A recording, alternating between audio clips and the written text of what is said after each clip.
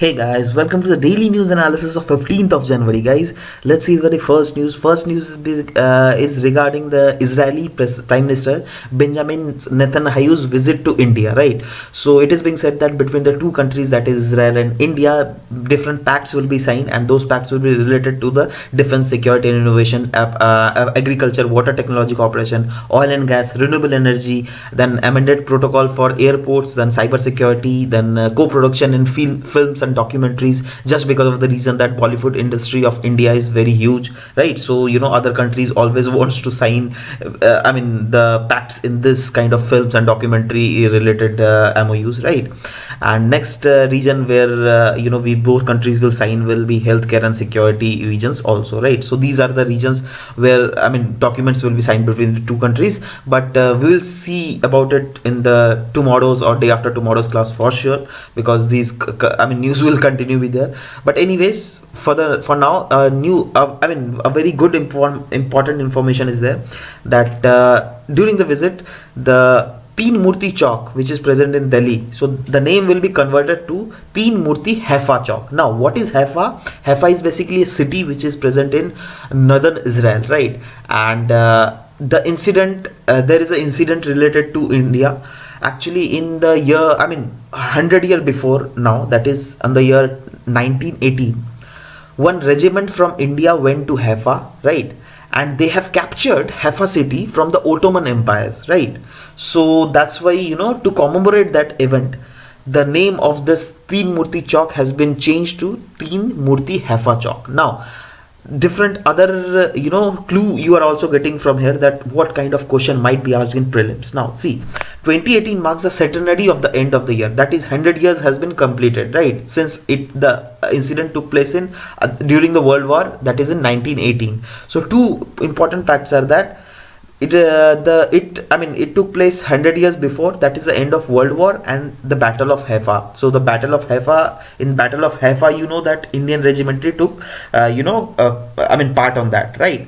And it was also the end of World War One. So you can refer your history book regarding whatever the events that is being mentioned in your history book regarding World War One event, right? So that might be asked in prelims. So just make yourself gear up.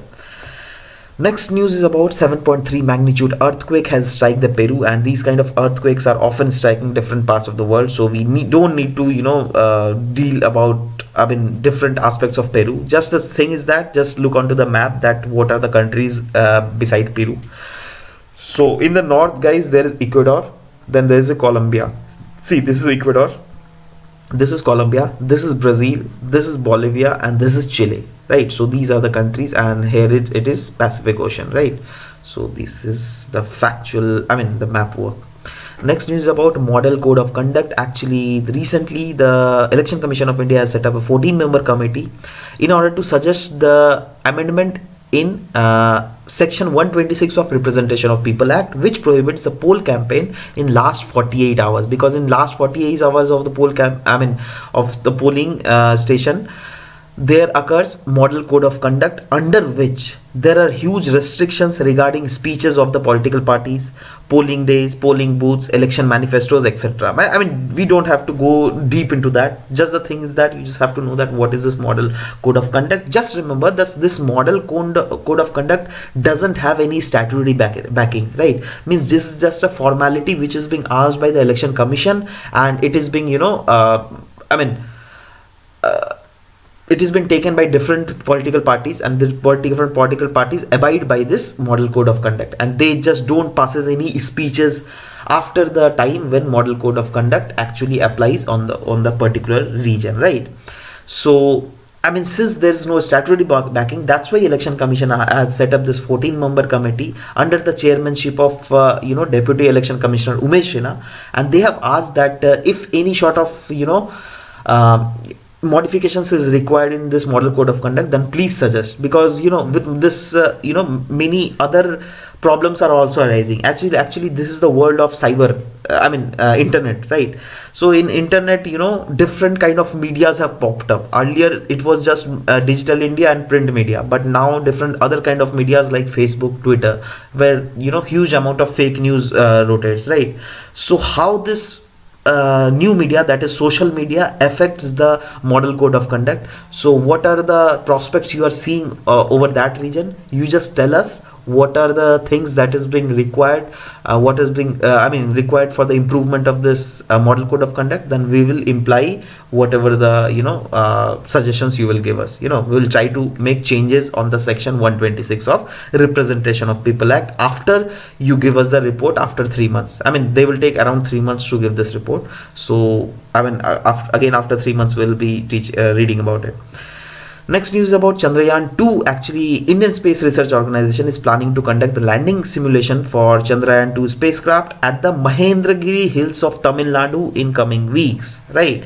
And it is the second version of Chandrayaan 1 mission. Actually, earlier it was Chandrayaan 1 mission, and this Chandrayaan 2 mission will be the advanced version of Chandrayaan 1, and it will include lander, rover as well as orbiter, and all the three will be passing the signals to our space agency, right? So the takeaway from this news will be, what is the location of Mahendragiri Hills in Tamil Nadu? Just look at her, right? This is the location, and in Chandrayaan 2 there will be orbiter, lander as well as rover. Just remember these kind of things, right? Next news about RISHAW. Now, what is this RISHAW, guys? It is a new missile frigate which is commissioned recently by the People's Liberation Army Navy. So, and People Liberation Army Navy belongs to China, right? So the specification of this frigate is, it is 40-meter long, 16-meter wide, all right, and it is equipped with advanced weapon system that can attack enemy ship and submarine along or in the coordination with other naval forces, right? And the frigate was named, see, this is the RISHAW. The name has been taken from a city, RISHAW, which is in Shandong province, that is in the eastern province of China, right? So this is the factual, though this is, I don't think that this is very much important for the prelims perspective, but still, any kind of question UPSC can ask, so just remember it. Next news about James Webb Space Telescope. Now, this was his news because it is, as we know, that it is the world's premium infrared space observatory.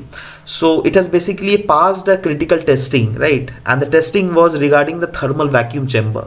In thermal vacuum chamber, it has been placed, and it was being seen whether it can function properly after that or not. So it was seen that it is working quite properly, because in space you will be getting the same environment where it has been tested, right? Because there will be extremely cold environment also, and the environment will be totally airless. So it is to check that whether this telescope can sustain on those kind of environment or not. So it has sustained, right? So it is indeed a very good news for the whole humanity, because it is being said that since it is the largest telescope ever built, and so it has the potential that if it will be launched in the space, then it has a potential to peer back in the time that is 3.5 billion years ago. Means we can derive many facts whatever happened in past, right, through this telescope. So indeed it is very much important. So let's see what happens. So this James Webb telescope, guys, it is a collaboration between 17 countries, including NASA, European Space Agency and Canadian Space Agencies, right? So these are the factual thing. Next news about trade union urges government to focus on job generation in union budget. Actually, the government, the trade union has said that the government must consider its capacity to generate productive employment, but its approach is to create more entrepreneurs. See, government in past recent years, you will be seeing that government has give liberation to FDI policies. All right, government has focused very much in creating more entrepreneurs, but the trade union is telling, okay, whatever you are doing is right, but just see the condition of India. We don't have, respectively the number of entrepreneurs will be very less, but the number of labor will be very huge, right? So you must focus on them first, right? So that's why government they have urged the government that during this union budget, when after a few months, after 2 months it will come. So during union budget, so in fact in February it will come, sorry. So during that union budget, just make sure that more fund is allocated to employment generation, right? So that the different kind of FDIs you are opening for retail market, for foreign players, right? So those kind of FDIs are indirectly hampering the Indian job, right? Because the small, industries cannot sustain, they cannot compete those kind of industries because they are having huge capital, but the industries in India don't have that huge capital, right? So they will surely giving the huge competition to Indian market. So just try to make laws considering the Indian population, right?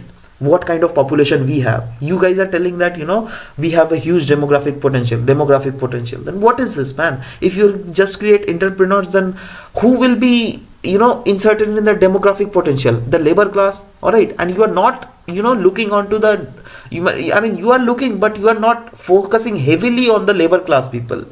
You are just focusing on entrepreneur class. So just focus on them also, so that they can reach at a ladder of at a level in which they get employment and all, right? And one few of the facts are also given that during the demonetization decision from the government, that time there occurred huge losses of jobs, right? That has adversely affected small and medium enterprise, and that has also affected jobs in the informal sector, where the data is not with government. So you just can't imagine the number of job loss during the demonetization period. So since those kind of things have already happened in India, so it is indeed very much important for Indian government, central government per se, to take some sort of decision which is directly favoring the employment opportunities in India, right?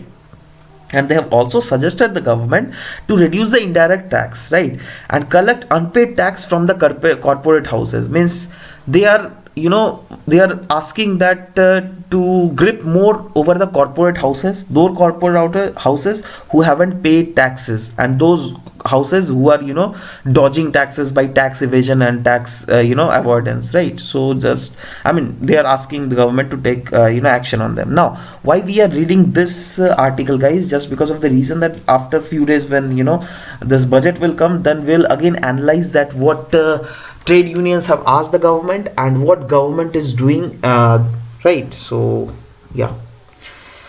Next news is about cyber threat outspacing abilities of government and companies, and this is a report which is being out by World Economic Forum. So they have said the increasing digitized and connected world, the world is totally vulnerable to cyber attacks that can only be addressed by the combined capabilities of all the stakeholders, and that those stakeholders will be totally belonging from the different institutions like public sector institutions and private sector institution. And there is a huge need for all the stakeholders indeed to enhance their capacity building policies and processes that is necessary to support collaboration, as well as they must safeguard the cyberspace and strengthen the cyber resilience, so that it could be very much easily tackled out, right? The cyber threats could be easily tackled out, and the iterative it has been said that the government must do all these things by an iterative process. Now what is this iterative process?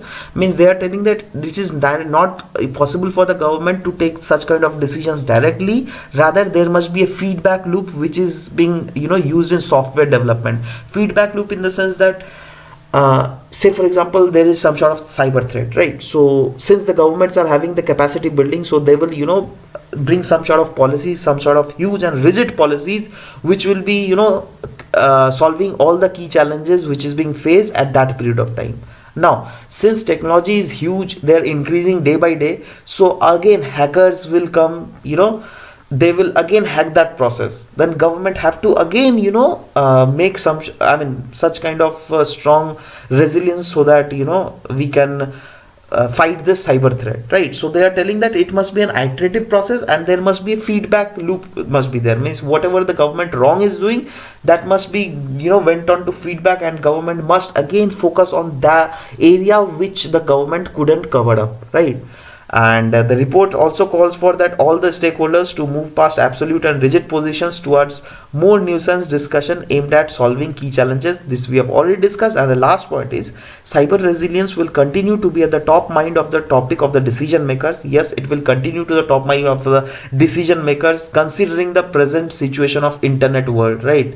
The internet world is huge, and and threats are such kind of threats which are borderless threats, right? Means from any country, cyber threat might attack any different country, right? So it is a huge problem, and for this the forum has decided that they are going to establish the new global center for cyber security, who will be totally concerning all these cyber threats, and who will be checking that what kind of cyber threats are being faced by the whole world, and they will devise policies of such kind which will be helping different other countries to fight those kind of cyber security threats, right? So this was all about this World Economic Forum's report. So yeah, so guys, so we'll meet in tomorrow's class. Till then, bye bye, take care, and whatever you want to do, just do it. Just don't trouble your mother. Bye bye.